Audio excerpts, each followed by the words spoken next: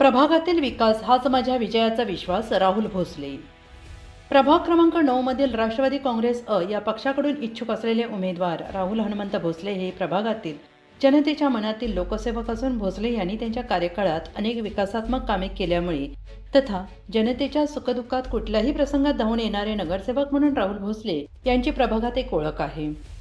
राहुल भोसले यांचे वडील माजी महापौर हनुमंत भोसले यांनी त्यांच्या विकासात्मक कारकीर्द गाजवलेली असून त्यांच्या पावलावर पाऊल ठेवून राहुल भोसले काम करताना दिसत आहेत. यामुळेच की काय, परंतु राहुल भोसले यांच्या प्रचारात नागरिकांचा उत्स्फूर्त प्रतिसाद पाहता राहुल भोसले यांना विजयात कुठलाच अडसर दिसत नाही.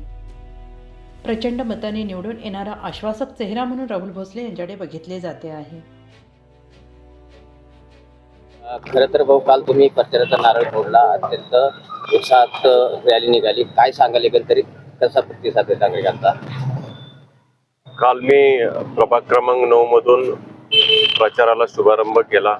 कारावडी, गांधीनगर, कामगार नगर या भागात पदयात्रा काढली व त्या पदयात्रेत नागरिकांचा खूप मोठ्या प्रमाणात सहभाग होता, प्रतिसाद चांगला होता.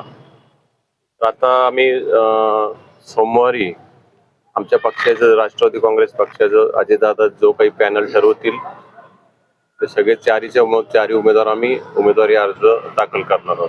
प्रभागात कसा प्रतिसाद आहे तुम्हाला? प्रभागात चांगला प्रतिसाद आहे.